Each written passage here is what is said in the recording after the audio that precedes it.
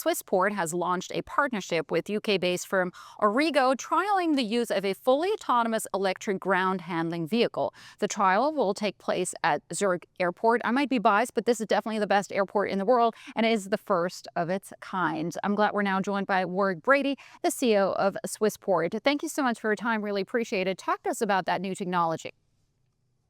Yeah, we're the global leader in our industry. We have these core businesses, ground handling, cargo, and our hospitality business. We play an important role in how we shape the industry for the next 5 or 10 years. And digital innovation and automation is really at the heart of our strategy. So this is why we're trialing the autonomous vehicle at Zurich. It's our largest, most complex hub, and this vehicle is designed specifically for airside operations in complex operations like Zurich. So it's an exciting opportunity for us to kind of really innovate in the industry. Warwick, I assume this is the first step in terms of digitalizing, in terms of automizing some of the processes that happen at airports. What's the frontier here? What's the next step? Where could we go as we look into the future and what AI can do? Look, when we think about the future in 5, 10 years time, we are looking at really automating digitization. We're going to make that customer experience, very efficient across the airport landscape.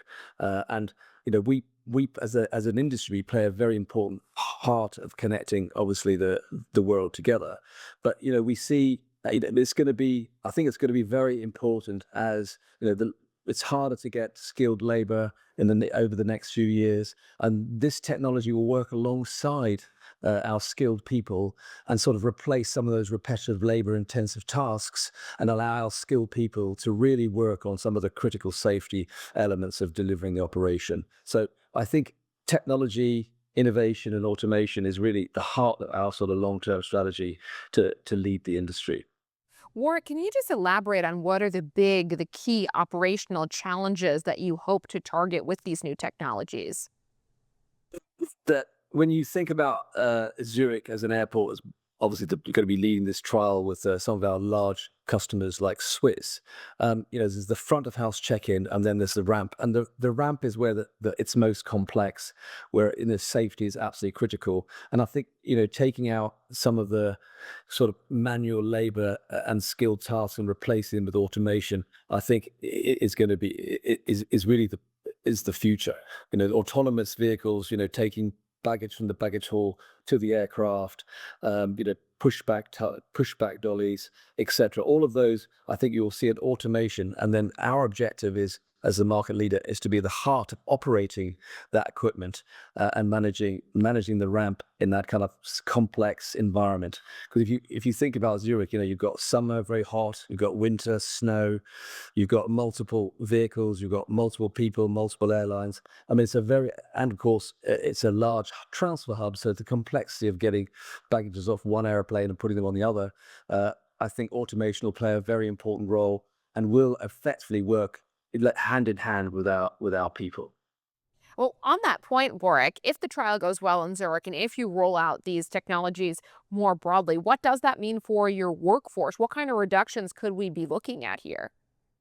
So, look, we don't see our workforce. We don't think this replaces the workforce. I think it's quite challenging getting skilled workforce.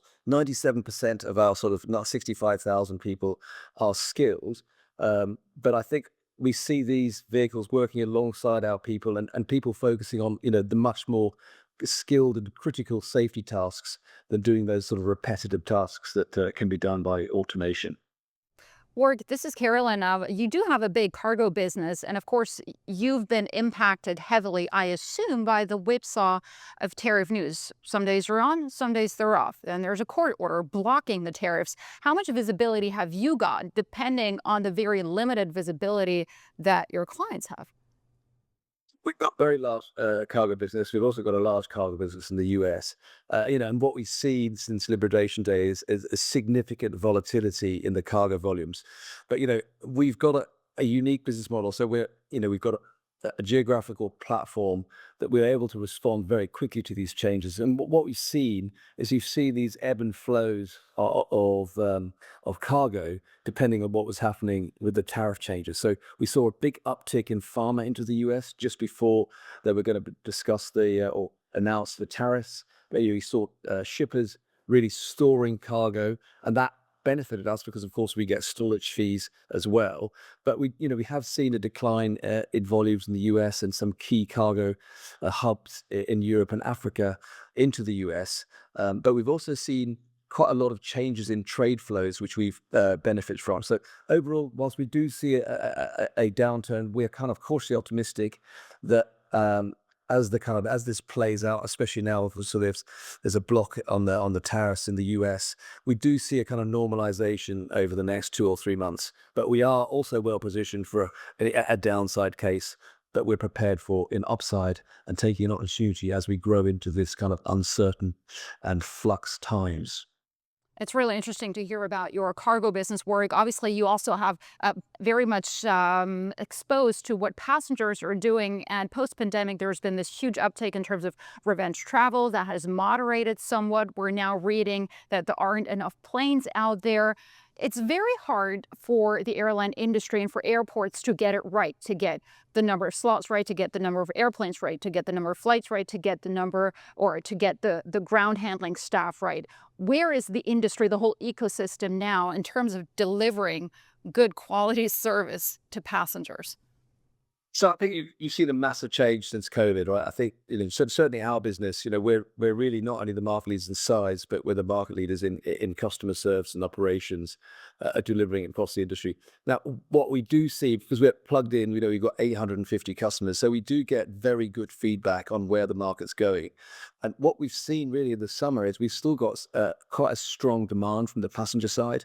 I think we're seeing there's obviously a tailwind with fuel prices coming down for the airlines. And I think, that kind of capacity restriction has definitely helped the revenue top line for our customers. So, if you kind of look, there's short-term blips in aviation growth, but when you look at the long term, we're pretty confident aviation will continue to grow. And I think, between air traffic and the airports and the airlines and the aviation services providers, we will find a way to deliver, excellent operations, especially when you're thinking about the digital investments and the autonomous type of vehicles that we're investing in to make the business much more efficient. Warwick, thank you so much for your time. Really appreciate it. Warwick Brady is the CEO of Swissport. Now, Elon Musk is